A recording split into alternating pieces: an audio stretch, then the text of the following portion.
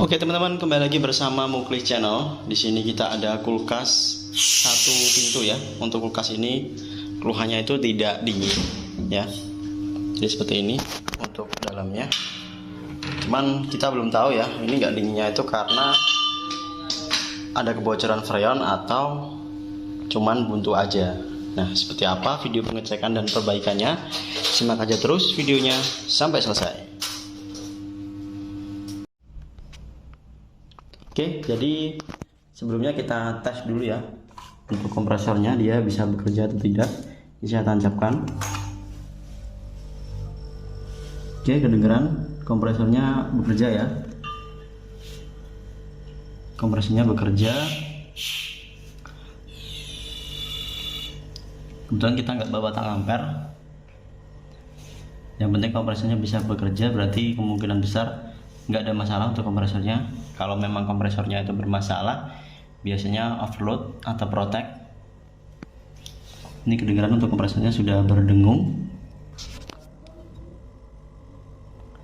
Jadi untuk pengecekan kulkas atau pendingin kulkas ya, itu ketika kompresor sudah bekerja, teman-teman pegang di bagian pipa presnya. Jadi yang kecil ini rata-rata ya kecil ya.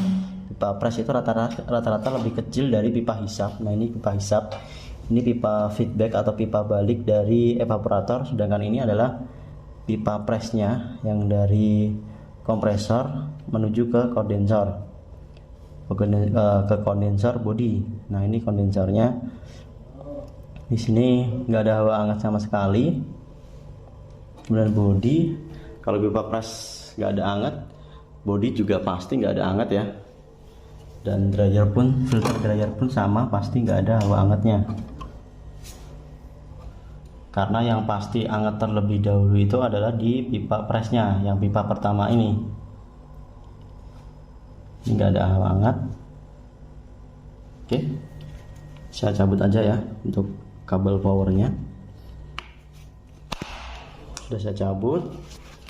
Kita buka bagian pipa pengisiannya. Nah, ini ada pipa pengisian. Kita buka, kita lihat ada freonnya atau enggak.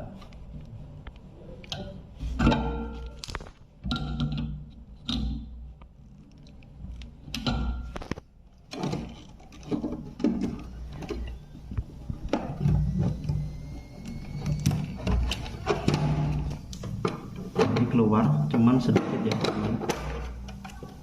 Yang keluar kedengaran mungkin.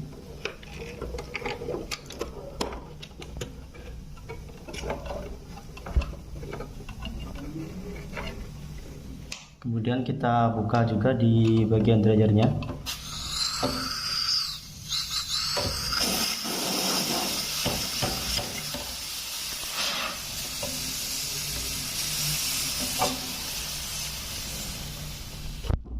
Nanti juga sedikit freonnya ya yang keluar di pipa dryernya. Oke, tadi freonnya ternyata keluar ya, cuman nggak divideokan. Jadi freonnya itu masih banyak. Kalau freonnya masih banyak berarti kulkas ini nggak ada kebocoran. Jadi kerusakannya itu adalah buntu freonnya. Nah, nanti kita akan ganti filternya, kemudian kita las semuanya pipa-pipanya, kemudian kita vakum body ya, kemudian kita isi freon baru. Oke, kita lanjut ke proses perbaikan. Oke, ini filternya kita lepas terlebih dahulu. Kita patahin aja, ini untuk kapilernya. Kita rapikan.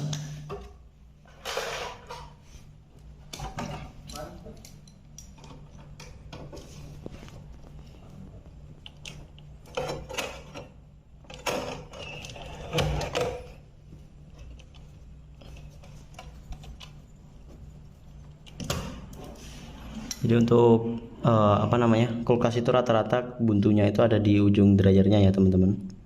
Jadi bagian ujung ini. Jadi sebenarnya jarang yang buntu di kapiler, kecuali pernah bocor evap atau mungkin pernah dikerjakan pemvakumannya kurang bersih. Itu biasanya lama-lama bisa menyebabkan kebuntuan di bagian kapilernya. Cuman itu jarang ya. Kalau misal memang parah, buntunya parah di kapiler, biasanya kita nggak flushing ya, kita ganti langsung dengan kapiler yang baru supaya lebih hemat freon tentunya. Soalnya kalau di flushing otomatis kan kita memerlukan freon. Oke, sudah kita siapkan untuk dryernya. Kali ini kita akan menggunakan vakum body ya teman-teman. Jadi kita nggak pakai mesin vakum. Kita masukkan ke ujung dryer kurang lebih sekitar 1 cm, jangan terlalu masuk ataupun kurang masuk karena nanti bisa buntu ya kalau misal terlalu masuk atau kurang masuk pada saat dilas. Di ujung dryernya kan di kepalanya ada 2 lubang, yang satu kita masukkan ke pipa ke bagian kondenser, yang satunya ke pipa kecil seperti ini atau kapiler. Ini untuk pemvakuman nanti ya.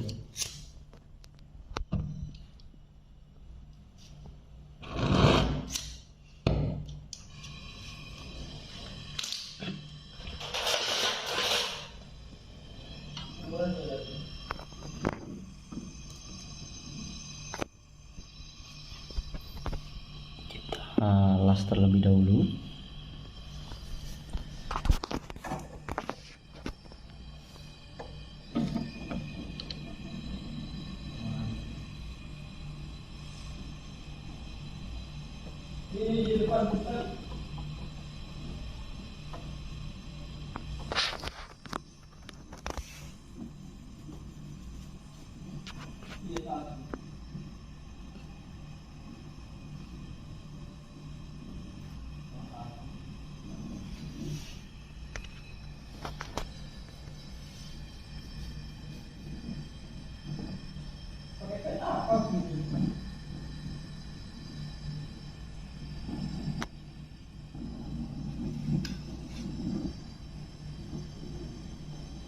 Jadi bagi teman-teman yang mungkin belum punya mesin vakum, teman-teman bisa menggunakan metode vakum body seperti ini ya.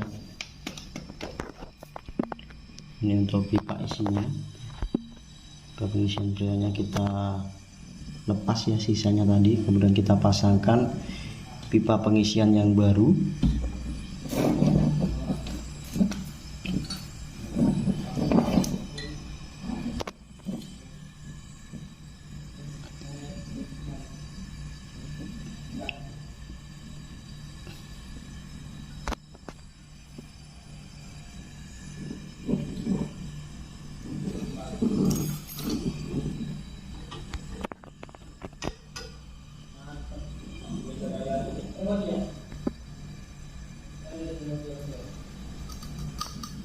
Untuk pengelasan, kalau teman-teman memakai las gas itu hasilnya lebih rapi ya dibandingkan menggunakan las kaleng, tabung kaleng.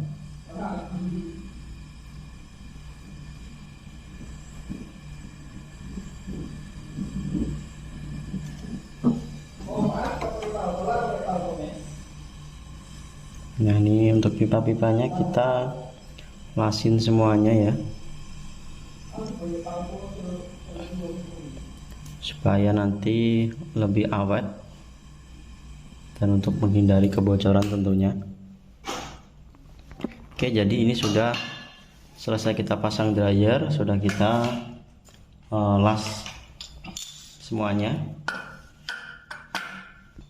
Oke, kita siapkan manifoldnya ya teman-teman. Kita siapkan manifold.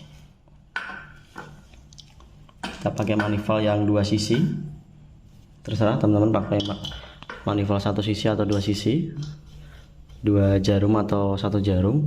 Kalau untuk pemvakuman double pakai mesin vakum ya harus pakai 2 jarum ya, yang 2 jarum, karena ini pemvakuman body jadi nggak perlu.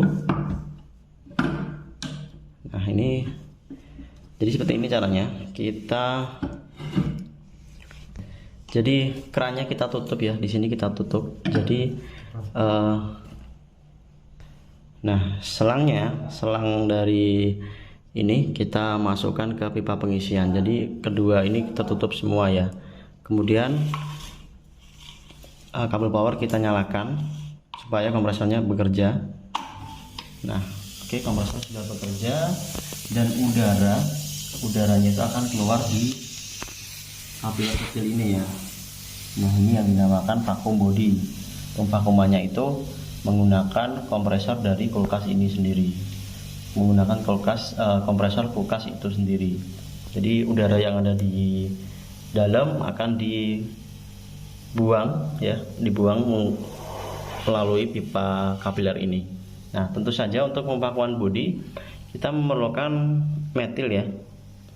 Jadi memerlukan metil, fungsinya untuk memperlancar sirkulasi supaya sirkulasi freonnya nanti lebih lancar. Nah, ini sebelumnya mungkin kita masukkan dulu ya, sedikit aja segini. Nah, sedikit aja kita, ini mungkin kebanyakan, kita agak kurangin. Nah, di sini akan nyedot ya tentunya kalau ini kita buka. Nah, ini kita buka dulu supaya metil ini bisa masuk terlebih dahulu ke pipa pengisian. Seperti ini kita mungkin bisa menggunakan ini ya teman-teman. Nah, jadi levelnya kita buka pelan-pelan atau kerannya, nanti di situ akan nyedot. Nah, seperti ini ya, disedot. Oke, kemudian kita tunggu dulu, kemudian kita tutup. Nah, otomatis metil tadi akan masuk melalui pipa ini dan dimasuk ke sistem pendingin ya, ke bagian pipa-pipa. Nah, itu fungsinya supaya memperlancar nanti waktu pada saat pengisian freon. Nah, kalau untuk berapa lamanya, dari ciri-cirinya di ini ya, di kapiler ini. Kalau di kapiler ini sudah nggak ada udara yang keluar, berarti untuk pemvakumannya sudah selesai. Teman-teman bisa cek menggunakan korek api ataupun pakai metil, dimasukkan, kan nanti ada gelembung-gelembungnya. Kalau masih bergelembung berarti masih ada airnya, atau mungkin bisa menggunakan korek, dikorek aja di sini. Kalau kelihatan ada hembusan angin berarti belum bersih udaranya. Oke, jadi ini kita tunggu dulu sampai, nah ini coba ya. Nah, seperti ini kan berarti masih ada udaranya, berarti belum bersih. Kita tunggu aja sampai proses pemvakuman selesai ya. Sembari nunggu pemvakuman selesai, mungkin kita bisa lihatkan dulu alat las yang kita pakai ya. Jadi ini sudah kita upgrade. Kemarin kita menggunakan oksigen yang kaleng, cuman ternyata berbahaya ya. Kemarin kita menggunakan oksigen yang kaleng. Nah, cuman kaleng kemarin kan nggak ada regulatornya ya, nggak ada pengamannya. Nah, itu sangat berbahaya. Takutnya ada feedback api yang bisa masuk ke oksigen, bisa meledak ya. Kalau untuk regulator, dia kan ada pengamannya di dalam, jadi api itu nggak bakalan bisa masuk karena udaranya cuma searah. Jadi dari tabung cuman bisa keluar aja, dia nggak bisa masuk. Nah, ini seperti ini ya, lasnya itu kita modifikasi seperti ini. Kita pakai lem besi, kita kasih nepel, ini nepel kulkas ya, nepel untuk pengisian. Jadi ini kita potong terus kita sambung aja dan di lem besi, atau mungkin teman-teman kalau ada las mungkin bisa dilas ya, lebih bagus lagi. Cuman gini aja. Ini yang kuning ini ke tabung oksigen, sedangkan yang biru ini ke sumber apinya. Nah, untuk apinya teman-teman bisa pakai LPG atau menggunakan gas kaleng seperti ini ya. cuman saya rasa lebih simple pakai gas kaleng seperti ini karena nggak berat, jadi bisa dibawa kemana-mana. Dan gas kalengnya sendiri kita modifikasi ya ini, jadi kita nepel apa namanya, ini kan sebenarnya ini apa namanya, kepalanya buat las-lasan itu ya, las portable. Jadi ini kita potong, kita bawa ke tukang bubut, kita pasang nepel lagi seperti ini. Ini untuk yang ke gasnya, sumber apinya, kita menggunakan gas brick gas dari Pertamina ya. Jadi seperti ini ya. Jadi ini sudah kita pakai lama. Nah, selangnya ini juga simple. Setelah kita pakai untuk pengelasan, selang ini juga bisa untuk proses pengisian nanti. Jadi kita nggak perlu bawa-bawa selang banyak-banyak gitu. Jadi itu ya. Ini kita nggak jual ya. Teman-teman mungkin bisa bikin sendiri, jadi gampang. Oke, kita lihat untuk udaranya kira-kira sudah habis atau belum. Nah, habis, jadi nggak ada api yang apa namanya, yang gerak, berarti sudah habis. Kalau teman-teman masih ragu, teman-teman bisa lebih lama lagi ya untuk vakuumannya, nggak apa-apa, dibiarin aja agak lama sampai kalau benar-benar habis baru bisa diisi. Namun teman-teman juga harus perhatikan kompresornya. Kalau kompresornya sudah panas ya berarti waktunya berhenti ya, ini takutnya bermasalah kompresornya. Oke, dan kita lanjut ke proses pengisian. Jadi selang yang tengah ini kita pasang selang, kemudian kita masukkan freon, kita pasang ke tabung freon ya teman-teman. Nah, setelah dipasang apa namanya ke freon seperti ini, nanti kita akan dorong sisa-sisa udara itu menggunakan freon ini ya. Jadi pertama kita buang dulu apa namanya, udara yang tadi masuk ke selang ini menggunakan nepel atau kran yang paling kanan. Ini kita buka dulu, kemudian tabung freon ini kita buka kerannya, otomatis kedorong. Nah, seperti ini ya, kedorong, kemudian kita tutup. Nah, jadi yang sekarang yang ada di selang ini murni cuman freon aja. Nah, kemudian ini belum kita cabut ya posisi ini jadi kita nggak akan waktu pengisian pun kita nggak cabut ya ininya, kabel power. Jadi kompresor tetap kondisi menyala. Kemudian langsung kita isikan freonnya ya, seperti ini. Kita isikan sedikit. Nah, otomatis kan freonnya akan keluar melalui ini ya, melalui kapiler ini. Jadi kita tunggu sebentar aja baru kita tutup. Nah, itu fungsinya untuk membuang sisa-sisa udara ya, sisa-sisa udara supaya lebih bersih gitu.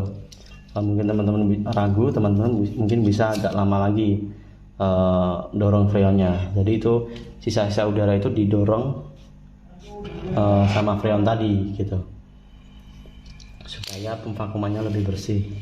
Nah, kapilernya pun tinggal dipenyet aja ya, pakai tang itu pasti sudah ketutup. Dan pastinya harus dilas juga ya, biar permanen. Nah, ini kita las terlebih dahulu kapilernya, ujung kapilernya kita las sedikit aja, yang penting nutup. Oke, seperti ini. Kemudian lanjut ke pengisian freonnya. Nah, kita tinggal buka aja kerannya. Nah, seperti ini. Di freonnya juga kita buka. Nah, untuk pengisiannya teman-teman terserah, bisa langsung banyak, bisa sedikit-sedikit juga nggak masalah. Yang penting takarannya sesuai gitu. Untuk takarannya sendiri sebenarnya ada berbagai macam cara. Bisa menggunakan timbangan, atau menggunakan tak ampere, atau menggunakan patokan dari tekanan manifold itu sendiri. Nah, di sini kita menggunakan tekanan manifold ya. Jadi pengisiannya itu nanti kita isikan di 10 PSI. Jadi patokannya itu 10 PSI.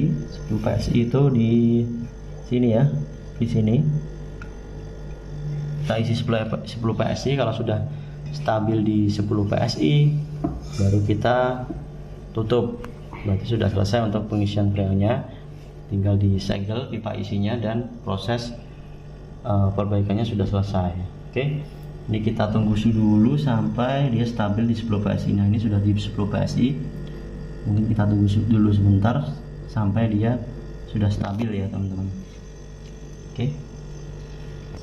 Oke, dan ini sudah stabil di 10 PSI ya. Jadi kita sudah tunggu tadi sekitar 10 menit. Ini untuk pipa presnya sudah hangat ya. Dan untuk di bodi juga sudah hangat tentunya. Dan di bagian filter dryer ini juga sudah hangat. Jadi untuk sirkulasinya nggak ada masalah, ini nggak buntu ya. Karena kalau dia masih buntu, masih ada kebuntuan freon, masih sirkulasinya nggak lancar, jarum ini dia akan turun di angka min. Dan filter dryernya terutama itu biasanya nggak hangat, bodinya pun juga nggak hangat, berarti itu masih buntu gitu. Oke, ini langsung aja kita segel ya teman-teman.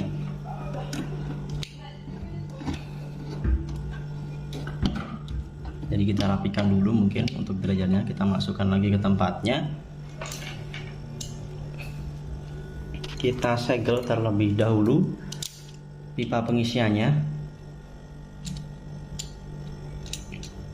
Jadi perbaikan kulkas satu pintu itu rata-rata lebih gampang ya dibandingkan kulkas yang lebih besar ukurannya, karena pipanya ini lebih pendek untuk satu pintu. Jadi kalau buntu itu sangat jarang sekali. Cuma di pendingin pasti ada ya kebuntuan freon itu.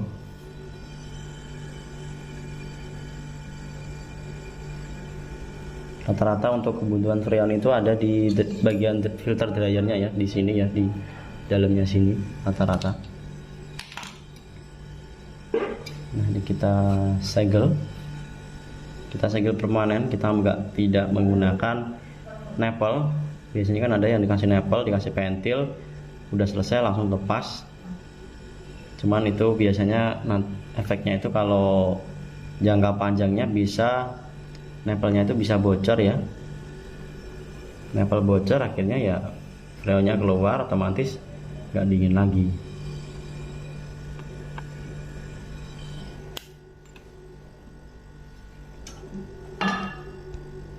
Oke, dan sudah selesai ya untuk proses pengisian freon, pemvakuman dan proses pengisian freonnya.